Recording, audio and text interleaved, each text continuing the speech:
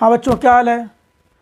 देखो, एक वीडियो मैंने डाला था केस बेस्ड फिजिकल केमिस्ट्री का, उसका आप लोग देख लिए होगे मेरे ख्याल से। उसमें कुछ और भी कोई मतलब ऑर्गेनिक का था वो। आज मैं फिजिकल का और कुछ और मिक्स क्वेश्चन डाल दूंगा केस बेस्ड के, 3 वीडियो केस बेस्ड के। तो आपको केस बेस्ड क्वेश्चंस का एक तरह पूरा आइडिया हो जाएगा कि केस बेस्ड है क्या। वैसे केस नंबर जो 5 मार्कर है उसके 3 पार्ट होंगे, 1 और 2 मार्कर। ज़्यादातर स्कूलों ने जो पेपर बनाया है उसमें जो 2 मार्कर उसको ऑप्शन में भी दे रखा है, ठीक है, तब उसको आप देख सकते हो। लेकिन हाँ, ऑप्शन ध्यान से देखना, कुछ 3 क्वेश्चन में आर जो दिया गया है वो 3rd पार्ट का ऑप्शन है। कुछ बच्चे पता है कि पूरा सब पूछो के सिर्फ एक पार्ट करके आ गए, ऐसा नहीं, उसको ध्यान से पढ़ना आप लोग, ठीक है।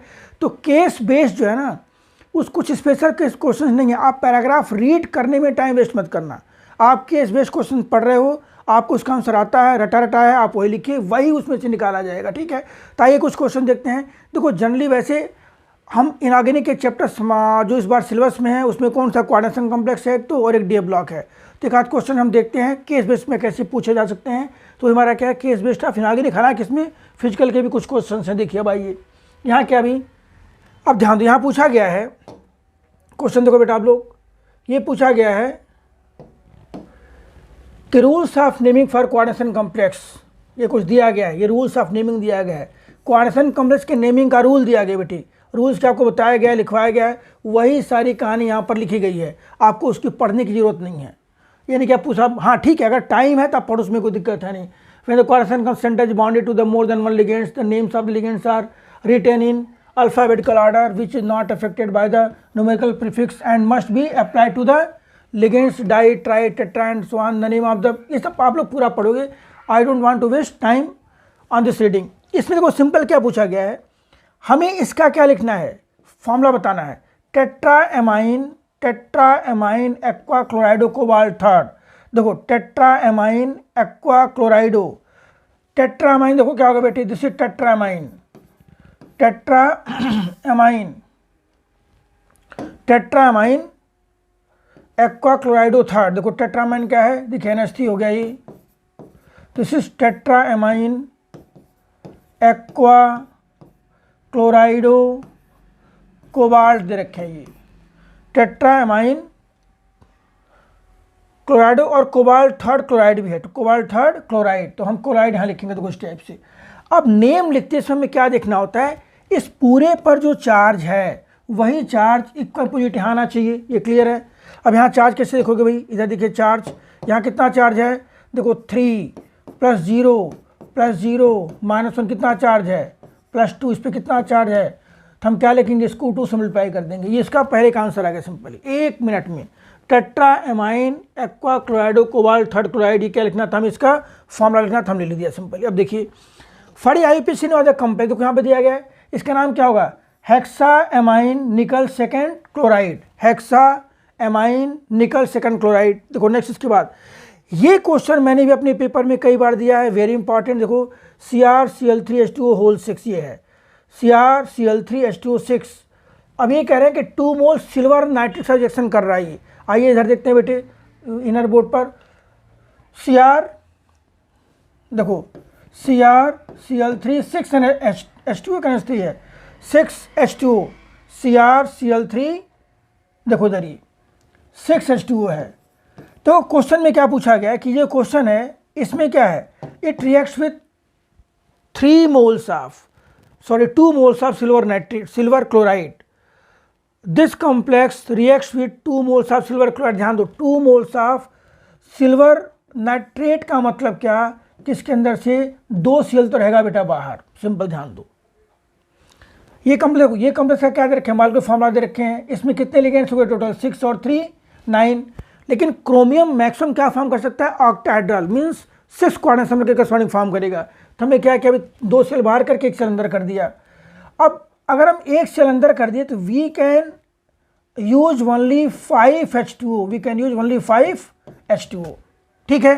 तो क्या बन गया ये, देखो ये हमारा Cl2 बाहर आ गया, means this complex will give 3 ions, it will react with maximum 2 moles of silver nitrate. इसका फॉर्मूला तो हो गया ये, इसका नाम क्या लिखोगे, देखो पेंटा एक्वा क्लोराइडो, फिर क्रोमियम थर्ड क्लोराइड, पेंटा एक्वा क्लोराइडो क्रोमियम थर्ड क्लोराइड। तो देखो इस कॉम्प्लेक्स का नाम आ गया, ये देखे जरिए क्या पूछा गया, स्ट्रक्चर फॉर्मूला आईपीसी कॉम्प्लेक्स। तो आपको देखो ये पार्ट ऐसे लिखना था इसमें। नेक्स्ट क्वेश्चन आइए आते हैं यहाँ पर, ये देखिए process of conversion of primary amine amino compound into डाइजेनियम salt is. अब देखो पूरी कहानी इन्होंने क्या किस पे रखी है, डाइजेनियम सॉल्ट पर रखी है। तो हमें आगे देखते हैं इसमें क्या पूछा गया है।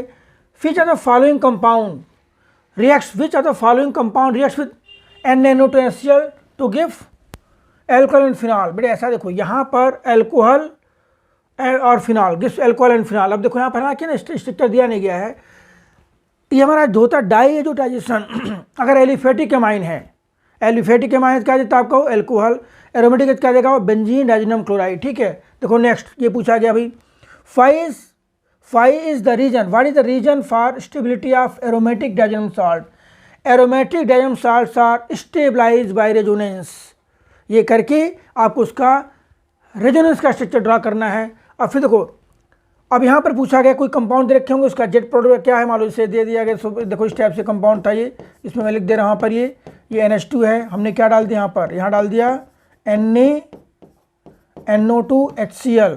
ठीक है, क्या बन जाएगा यहाँ पर N2+Cl-। ये कंपाउंड क्या था, ये कंपाउंड था X। हमने क्या किया था पर इसको ये H3PO2 के साथ संग्रह दिया, क्या बन गया कंपाउंड, ये कंपाउंड Y बन गया। और जेड कंपाउंड जो हमारा था यहाँ पर क्या था CH3Cl and AlCl3।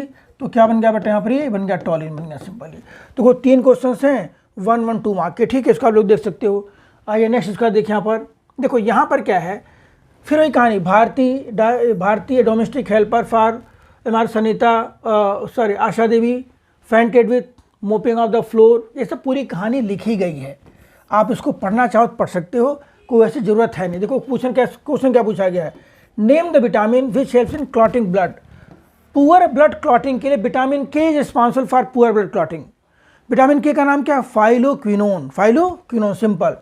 Name the vitamin which cause pernicious anaemia, vitamin B12, vitamin B12। ठीक है, give example of water insoluble vitamin. भैया वाटर इनसॉल्युबल कौन कौन से हैं, KEDA, केड़ा करके याद कर जाओ, vitamin K, vitamin A, vitamin E, vitamin A.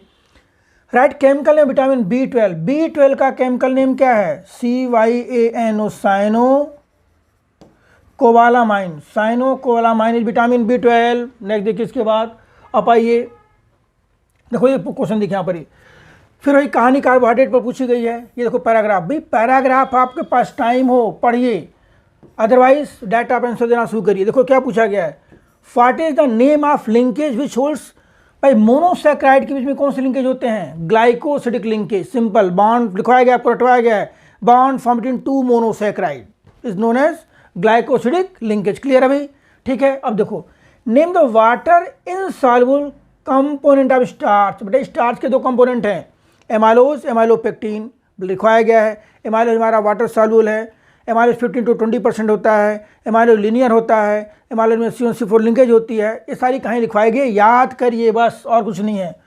Why does glucose doesn't give 2,4-DNP tablet, glucose 2,4-DNP क्यों देता है। ग्लूकोज हमारा मोनोसैकेराइड है, जनरली जो मोनोसैकेराइड्स होते हैं वो साइक्लिक फॉर्म में एग्जिस्ट करते हैं। उसमें क्या होता है, ग्लूकोज का फर्स्ट कार्बन का एल्डिहाइड ग्रुप और 5th कार्बन का OH आपस में क्या करते हैं, इथरल लिंकेज फॉर्म करते हैं। इसका मतलब उसके अंदर एल्डिहाइड ग्रुप फ्री नहीं होता है, that's why glucose will not give 2,4-DNP test. देखो एक ये पूछा गया है, फिर glucose is heated with methyl alcohol in the presence of dry HCl gas. हालांकि NaCN में है नहीं, लेकिन यहाँ पर क्या, इट फॉर्म 2 मिथाइल ग्लाइकोसाइड्स। पूछा गया इज इट ट्रू और फॉल्स, यस 2 फॉर्म करेगा। क्यों, क्योंकि इसके 2 एनोमर हैं, अल्फा डी ग्लूकोज और बीटा डी ग्लूकोज। तो पहले से क्या फॉर्म करेगा, अल्फा डी मिथाइल ग्लाइकोसाइड, और दूसरे से फॉर्म करेगा beta D methyl glycoside. It is true. Clear है बेटा। और नेक्स्ट इसको बता दीजिए भाई। अब देखिए यहाँ पर ये देखो नेक्स्ट, ये रीड द फॉलोइंग पेजेस। फिर कहानी है, ये कहानी इन्होंने किस पर कर रखी, बायोमॉलिक्यूल के ज्यूटेरायन पर। क्या पूछा गया, what is zwitterion, simple dipolar ion form by transferring proton from acidic group to amino group. अगर पूछा ज्यूटेरायन है क्या, अगर आपको स्ट्रक्चर ड्रा करना है तो कैसे ड्रा करोगे ड्यूटेरान का? देखो इस टाइप से, ये क्या हमारा, ये NH2 है, दिस इज NH2, यहाँ क्या है CH है, ये R है, और ये क्या है, this is amino acid. Amino acid में एसिड का एक H किधर ट्रांसफर हो जाएगा आपका, देखो इस टाइप से NH3 प्लस, यहाँ क्या हो गया CH, ये क्या हो गया R, और ये क्या हो गया CO माइनस। तो this dipolar ion is known as zwitter ion. एक लाइन याद करो, सुखी रहोगी, कि dipolar ion form by transferring proton from acidic group to amino group is called zwitter ion. Zwitter ion is amphoteric in nature, it can react with acid as well as base. देखो अब आगे क्या पूछा गया अभी, ठीक है। अब यहाँ क्या, explain the peptide linkage, simple कुछ नहीं बेटा, bond form between two amino acid, bond form between two amino acid called peptide linkage. एक लाइन में याद कर सकते हो, एक्सप्लेन करना है तो आप लिख सकते हो यहाँ पर। देखो इस टाइप से हमारे पास मान लो 2 अमीनो एसिड हैं, देखो दिस एक 1 अमीनो एसिड COOH, यहाँ क्या हो गया ये CHR, और ये क्या हो गया आपका ये this is NH2, 1 amino acid हो गया ये। This is another amino acid C+O CHR, और ये NH2, this is another amino acid. एक अमीनो एसिड का OH, दूसरे का एक H, एक का एसिडिक ग्रुप, दूसरे का NH2 ग्रुप, आपस में क्या करेंगे, बॉन्ड फॉर्म करेंगे। कौन सा bond, the linkage known as peptide linkage. देखो इस टाइप से यहाँ पर क्या बन जाएगा, ये NH C+O, और ये क्या हो गया CH, यहाँ भी R, और ये NH2। देखो इस टाइप से this linkage is known as peptide linkage. इसको हम क्या बोलते हैं, पेप्टाइड। देखो ये पेप्टाइड लिंकेज ये है, सिंपल ये। तो bond form between 2 amino acid in such a way amino group of 1 amino acid combined with acidic group of other amino acid known as peptide linkage. Clear है, ठीक है। देखो क्या पूछा गया है, difference between globular and fibrous protein, very important, very easy, notes में लिखवाया गया है। आपको PYQ भेजा गया, उसके अंदर भी डिस्कस किया गया है। PYQ बेटे जरूर देखो, चैप्टर कंप्लीट होने के बाद हर चैप्टर का PYQ डाला गया है, आपको गारंटी दे रहा हूँ उसी में से मिलना सारा कुछ, ठीक है। तो ग्लोबुलर क्या होता है भाई, ग्लोबुलर, और ये क्या फाइब्रस। ग्लोबुलर क्या होता है, स्फेरिकल शेप होता है, लीनियर होता है। ग्लोबुलर हमारा वाटर सॉल्युबल है, फाइब्रस हमारा वाटर इनसॉल्युबल है। ग्लोबुलर क्या होता है, it is very sensitive towards change in temperature and pH। Fibrous is not much affected by change in temperature and pH। Globular का एग्जांपल क्या हो गया, एल्बुमिन और हीमोग्लोबिन। ये क्या होगा आपका, केराटिन और मायोसिन, ठीक है। सफिशिएंट, इतना लिखने पर एग्जामिनर कूद कूद के नंबर देगा आपको, एकदम कूद कूद के, जंपिंग नंबर मिलेगा। फिर ध्यान देना, यह देखिए अब यहाँ बेटे ध्यान दो क्या पूछा गया है। ये सोल्यूशन चैप्टर पर बेस्ड है, इन्होंने वांट ऑफ फैक्टर से रिलेटेड कुछ क्वेश्चन पूछे हैं। आपको पता है वांट ऑफ फैक्टर क्या होता है, it indicates the extent of association और डिसोसिएशन, डिग्री ऑफ डिसोसिएशन कितना हुआ है इसके बेसिस पर, ठीक है। वांट ऑफ फैक्टर किस इंडिकेट करते हैं, आई इंडिकेट करते हैं। इसके 2 फॉर्मूले हैं, normal molar mass by observe molar mass, दूसरा क्या है observe colligative property, normal colligative property. देखो क्या पूछा गया है, what is expected value of want of factor. देखो ये नोट्स में लिखवाया गया बेटे, कई बार लिखवाया नोट्स में और पूछा भी गया है।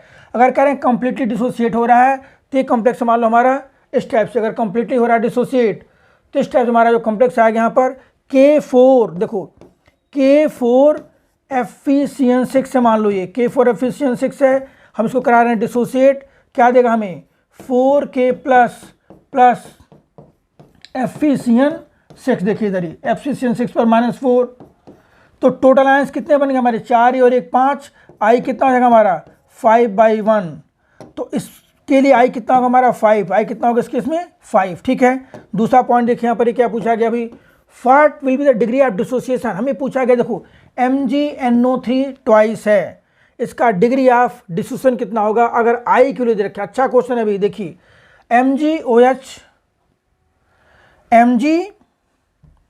एक मिनट कंपाउंड जरा दोबारा देखें, MgNO3 ट्वाइस है, इसका 2.74 दे रखे हैं, MgNO3 होल ट्वाइस। देखो ये है MgNO3 होल ट्वाइस।